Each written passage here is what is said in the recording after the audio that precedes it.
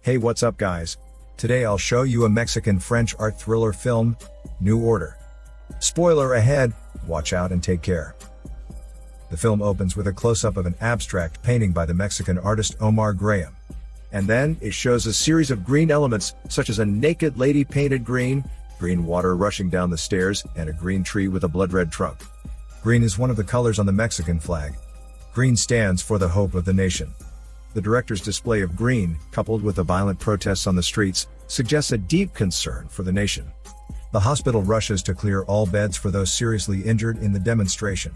A gardener's wife is so sick that she needs an emergency heart surgery, but the hospital chases her out. The doctor advises Gardner to try the private hospital, but the same treatment would cost 200,000 pesos at the private hospital. Outside the hospital, gunshots do not cease. Helicopters fly low across the city. Alarms ring without a stop. It all indicates that the state apparatus has deployed the military force to deal with its civilians. As a result, the death toll continues to rise. In contrast to the violence and chaos, Ivan, the nation's powerful government official, is holding a grand post-wedding party for his beloved daughter, short-named daughter, at their luxurious estate. Stylishly dressed elites and tycoons grace the event, a testament to Ivan's power and influence. Every guest brings along expensive presents and cash gifts. Daughter does not put on the traditional white wedding gown. Instead, she wears a red suit. The unusual dress code goes to depict her as a rebellious girl.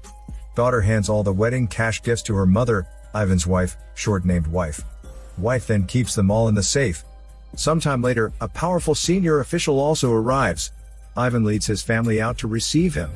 The senior official says to Ivan's son that he has approved the land permit.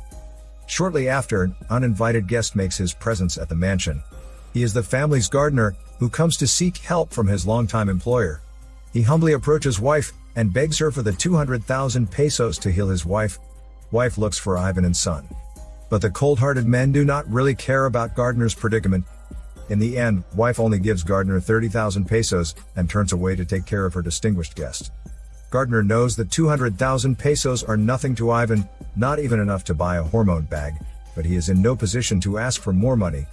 At this point in time, the senior official mysteriously leaves the wedding party with his family members. Gardner prepares to go home after sending his wishes to daughter. Daughter hugs him with joy. Learning that Gardner needs a sum of money to pay for his wife's surgery, daughter is reminded of the wedding gifts in the safe. However, she does not know the password.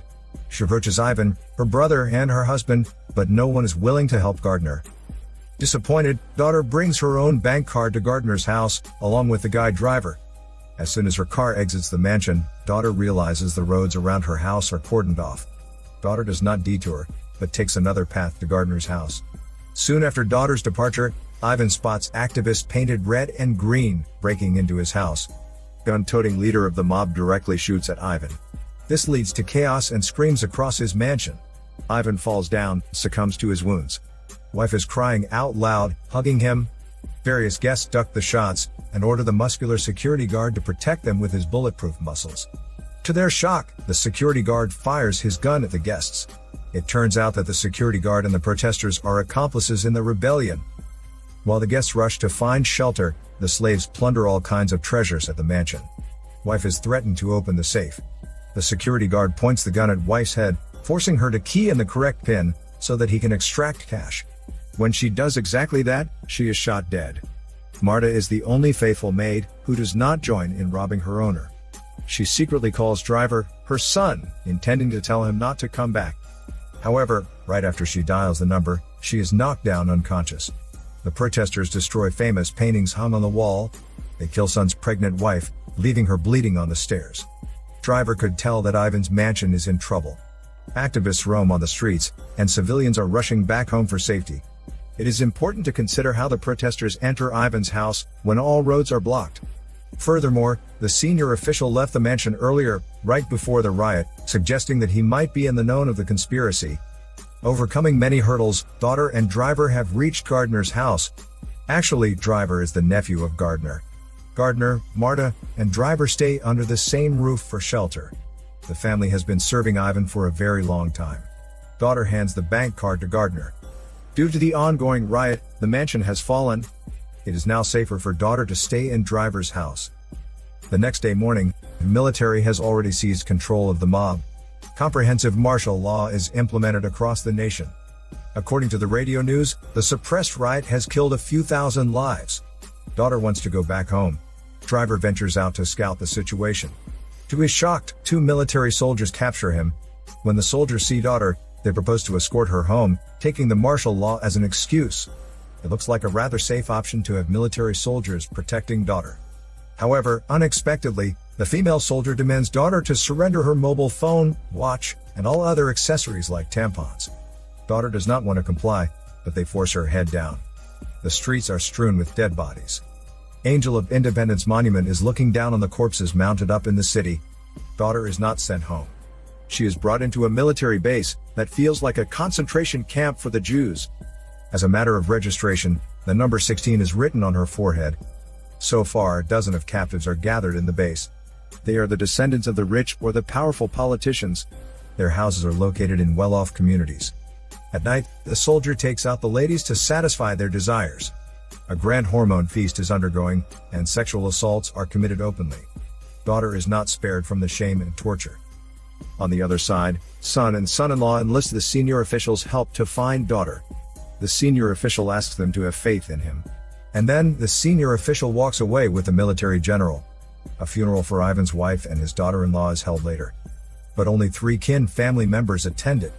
Priest prays that God has established his order in the kingdom of heaven, and his heavenly army is countless. This line seems to suggest that even God maintains his power by the military soldiers. Following the funeral, Ivan is discharged from the hospital. The senior official comes to visit Ivan, but they do not exchange any words. Right now, Ivan's eyes are filled with sadness and doubts. Since Ivan's house is still in a mess, those servants are not as obedient to their masters as before. When son-in-law's mother issues an order, the servant ignores her. It is clear proof that Ivan's power has been downsized under this situation. Back to the military base, the soldiers take videos of the captives and demand a large ransom from their families. The price for daughter is 10 million pesos. Son reports it to the senior official and general. General promises to track down the culprits and save daughter. By now, all communications in the city are cut off. The government imposes round-the-clock martial law. As his wife is dying, Gardner has to leave his house to find a doctor. Sadly, the patrolman discovers him and guns him down immediately. In fact, the whole city has been fully militarized. Innocent civilians are wiped out for even minor trespass. Needless to say, Gardner's wife also comes to die without any treatment.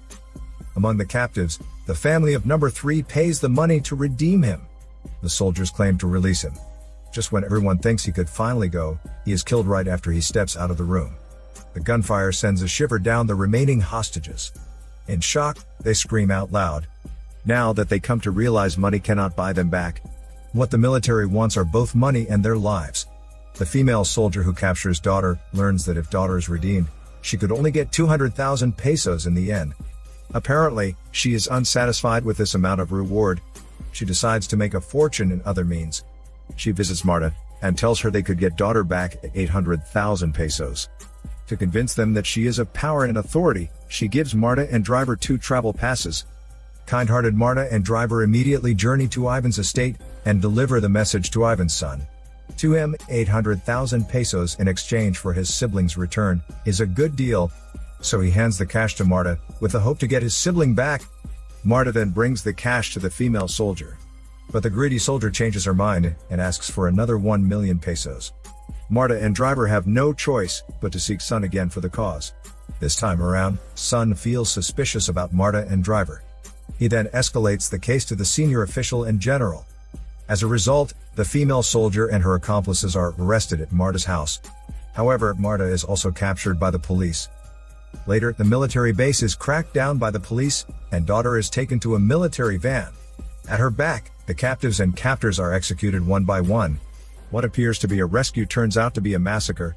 The kidnapped have been through sexual assaults, torture, and abuses. They do not see the final execution coming.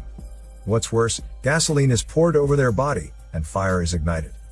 As the last step to wipe out all evidence, all of them will be burnt to ashes. It looks like daughter is fortunate to escape the torment, but she is not safe either. The military van takes her directly into driver's house. When she steps in, she exchanges a look with Driver, not knowing what is going to happen. Soon after, daughter is shot dead by the military officer in Driver's bathroom. Driver trembles in fear when he hears the gunshot. The soldier stuffs the gun, which kills daughter, into the powerless Driver's hand, attempting to frame him. Driver stands in shock, does not know how to react. Before he can utter anything, he is shot right in his head. As such, the military sets up its own story. That is, Ivan's servants, Driver and Marta, have long been jealous of the Ivan family's fortune. So they kidnapped daughter. After Ivan paid them the ransom, they cruelly killed daughter. The heinous deeds of the military are all covered up by this lie, but as for the captives who are killed and burnt, there is another version of explanation, that they died in the riots. At the end of the movie, Ivan attends the execution of Marta, along with other politicians. General is seated in the center position, and the senior official is next to him. Ivan sits beside the senior official, wearing an oxygen mask. Marta's face is covered, and a rope is put around her neck. At the command of the executor, Marta is hung dead in an instant. Ivan watches the fall of Marta, knowing that it is also the fall of his own power. General and the senior official join hands to overthrow Ivan's authority, and weaken his power by taking advantage of this national crisis. Indeed, a new order over the country is established by sacrificing innocent civilians. It's time to clarify the plot before ending today's episode. The Ivan family's absolute power leads to serious corruption and public resentment. A demonstration takes place. The senior official, who has been preying on Ivan's power, gangs up with General to create chaos in the protest. They have arranged military soldiers to disguise themselves as activists, and start rioting, looting, and killing. Bribing Ivan's security guard and robbing his mansion is also part of the plan and conspiracy. And then, Ivan is injured and his wife murdered. On the other hand, the soldiers involved in the plot kidnap the children of government officials and rich people, hoping to make a fortune. Fearing that the hostages' powerful families would take revenge in the future, they kill the hostages once the money comes in. At the wrap-up of the game, the senior official, general, and the brutal military soldiers have assassinated everyone on the base. Daughter is a special victim with powerful family background, so she has to be handled differently by the corrupt soldiers. So as to clear their name, Driver and Marta are made the scapegoats. The film ends with a quote that only the dead have seen the end of the war. This is exactly the name of the painting featured in the opening sequence. During the riot, countless civilians and innocents fall inevitably. But the war between the elites never ceases, as a new social order will be established soon with the power and resources redistributed. This is Daniel CC Movie Channel. Peace out.